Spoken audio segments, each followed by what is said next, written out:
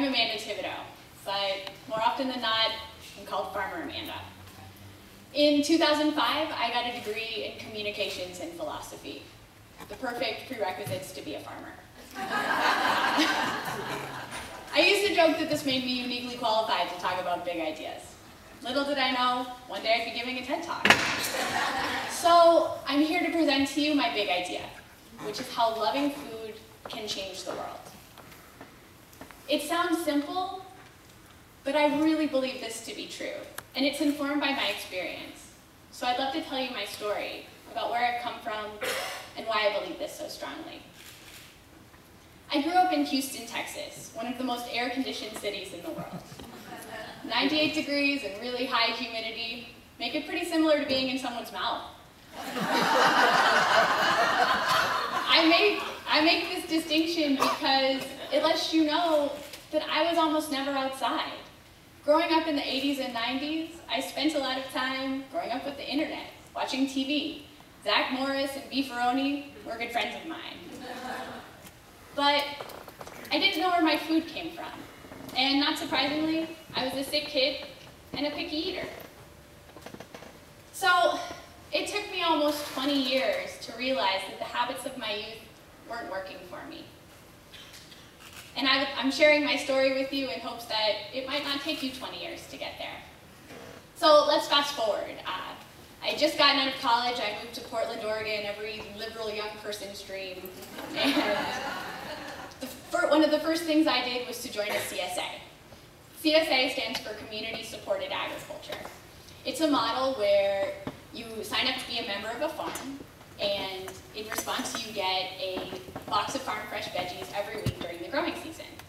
Now, this is wonderful for the farmer because they receive the money up front in the spring when there's not a lot of income coming in. But it's really great for the consumer because you get to adapt your diet around what's going seasonally.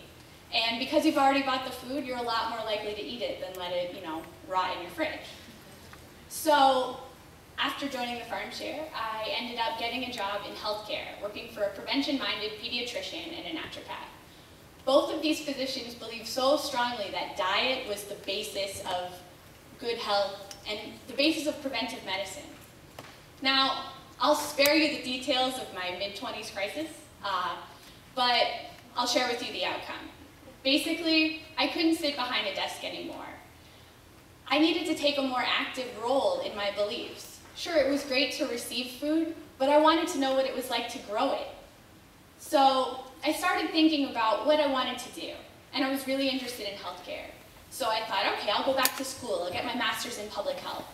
But when I really thought about what that meant, I didn't need to go back to school.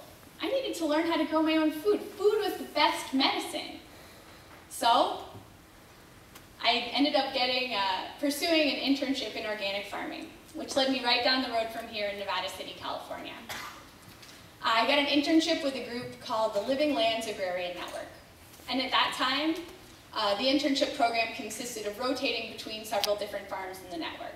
I learned about CSA farming, market farming, animal husbandry, dairy, value-added products, and most importantly, I got the chance to go into schools and practice farm-to-school education, something I was very interested in. So as my internship was winding up, I started looking for jobs doing this type of education. And what I found, to my surprise, that I couldn't get any of the jobs that I wanted with 1 year of experience. So I did what any rational person would do, and I started my own farm.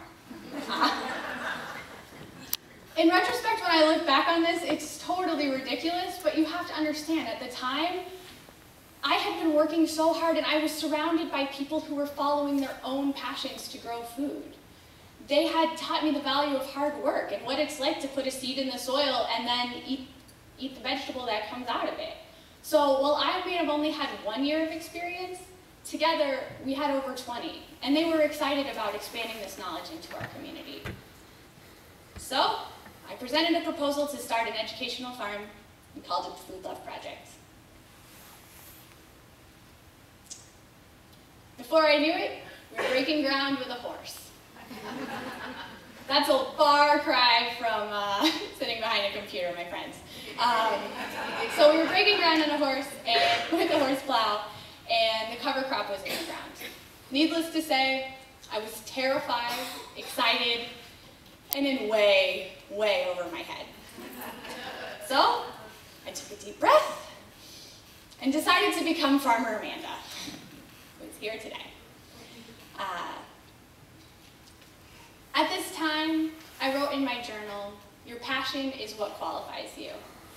This became my mantra, as every day I was doing things I had never done before.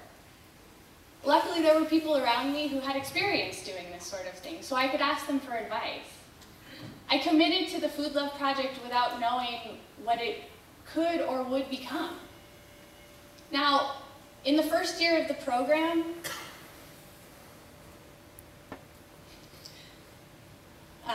sorry, slides don't seem to be working as I expected. There we are. In the first year of the program, so many people came out to volunteer with us. They came in the pouring rain. They donated tools. They dug beds. They made me snacks. They called me out when I needed it, and I needed it. And they were there. When I talk about creating the Food Love Project, what I really mean is we. I'm part of a community that stepped up to the idea that loving food is important. That loving food means more than sitting down to a meal. I called it the Food Love Project because we all need to eat. And when we start really loving food, we might start asking where it comes from. Who's growing it? Did they put chemicals on it? How far did it travel to get to my plate? This past spring, we served over 400 local school kids, and every single one of them helped us plant food. And when they came back in the fall, they said to me, "Farmer Amanda, how are my potatoes doing? How's my corn doing?" When I started this project, I thought the valuable thing was creating a space where people could experience the growing cycle of food from seed to table. But what really came up as the most valuable thing was the sense of ownership that it conveys. I had kids coming from camp saying, "Hey, Farmer Amanda, can I take some chard home? Because I planted it with my class, so you know it's mine." Oh yeah, dang, I didn't even know what chard was until a couple of years ago. So they're clearly ahead of the curve. And 6 weeks ago, we had one of our last field trips of the season. We served 50 sixth graders on a brisk fall morning. Now, in order to serve 50 kids, you have to divide and conquer.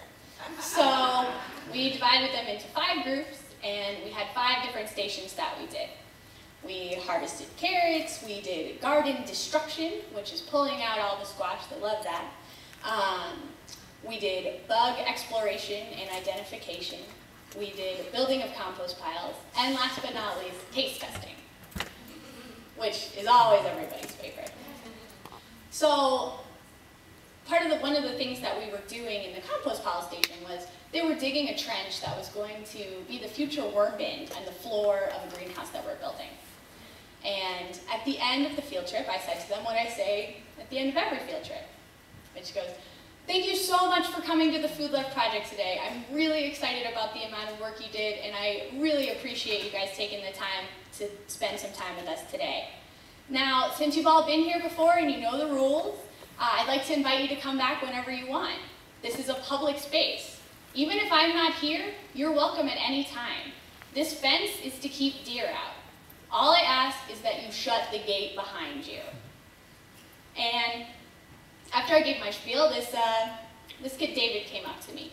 And he said, "Farmer Amanda, is that true? Can I really come back? Because I live really close to here. I mean, really close, like 60 seconds. And I said, "No, it's true. Just as long as you shut the gate, you're welcome back."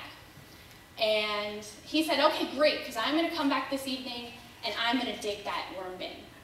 And I was like, "Whatever you want to do. No pressure." And sure enough, the next morning we got there, and there was a wheelbarrow full of dirt. David had come in the evening on his own to dig his worm bin. So, and then later that week, he came back with his little sister to see what else they could do. Now, I don't know what, these are camp kids. I don't know going to affect their lives. I didn't grow up with anything like this. I imagine that if David comes to the farm every week growing up, that perhaps that could shortcut his process. But I have no idea. I can only hope. Now, when I talk about loving food, it seems kind of soft and sweet, right? Like, you know, a greeting card is a really sweet thing to talk about. But I'd like to unpack it. How many of you here love someone? Where's your hands? Come on now. That's right. Everybody loves someone.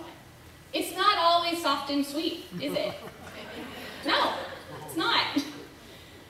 Real love is connection, and that's not always pretty. It can tear you apart, it will prune your branches, it will make you weep, but it will also impel you to do what is right.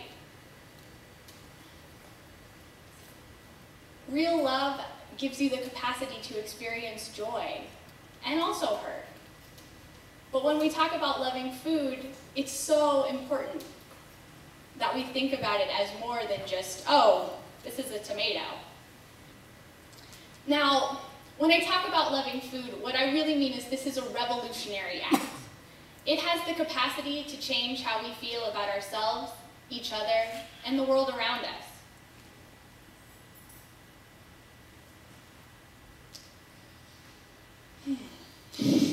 Ooh.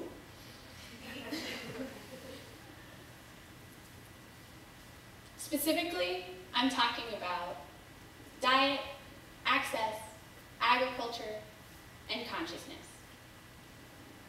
Now, in the space where I give this talk, we will have spent $2.5 million on the cost of obesity in this country. Now, I'm not going to go into the problems of industrial agriculture and how America eats.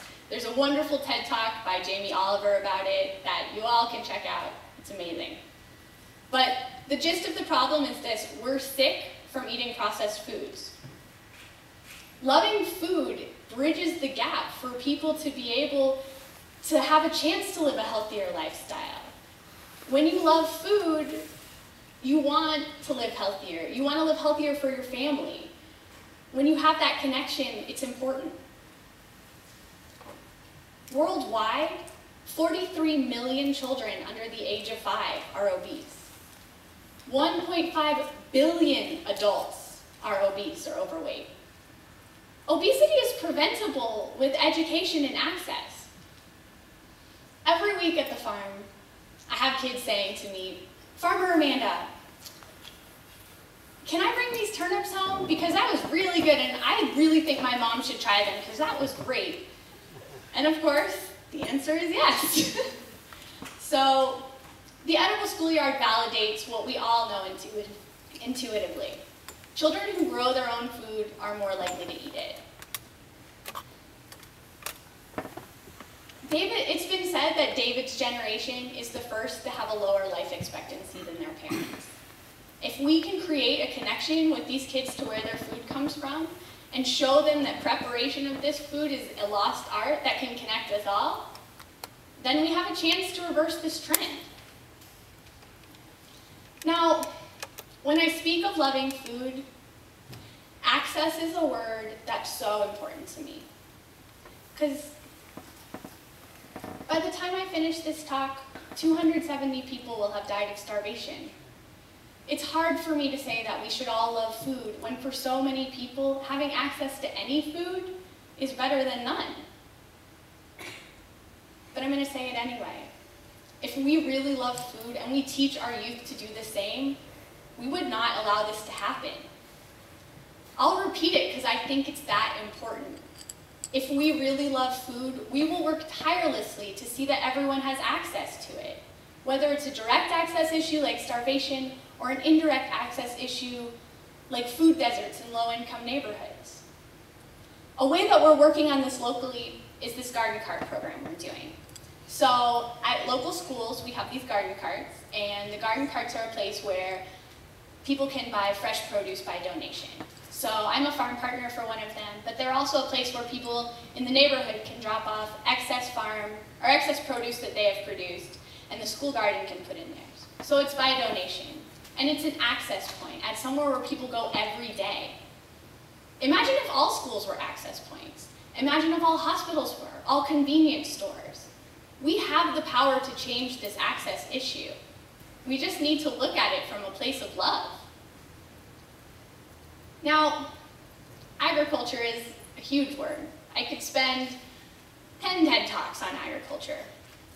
But loving food is a reconnection to our agricultural heritage. Talk to your grandparents. They know what it's like to grow food, and chances are, they'll wax nostalgic about how it used to taste.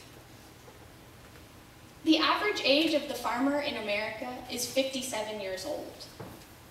Now, couple that with our dependence on petroleum to ship food thousands of miles from where it's grown, and we have a serious issue on our hands. We're going to need a whole world of people who have grown up knowing where food comes from, who love food, to take on that challenge, because who's going to grow it? It's estimated that by 2050, we're going to need 70% more food to feed our global population. And as we've seen from the storms today, the weather's a little different than it maybe used to be. So we're going to need all hands on deck to manage this. Now, one of the things that I would like to say about loving food is that it's something that we can all do. You don't have to be a farmer, but you could connect with one, or you could try your hand at growing your own food. Luckily, this is happening in all sorts of urban settings. People are doing community gardens, having urban chickens and bees. Growing food is not a lost art. The preparation of it is not something that's beyond us. When I talk about loving food, it's not just a nice thing I'm saying. It's essential for the future of our food systems and our planet. So, the final thing I'm speaking of course, is consciousness. And this has underlined everything that I've said in this whole talk. Loving food is a means to change your consciousness. If you can truly love food, that can expand out further than you ever expected. So I urge you, look around. Try something you've never tried before. Try a community garden, meet your farmer. We all don't have to be farmers, but I would love to see a world of food eaters, of food lovers, of people who hold this to such a high regard that they will work for everyone to have access to it. So if we can love food, we can truly change the world. Thank you.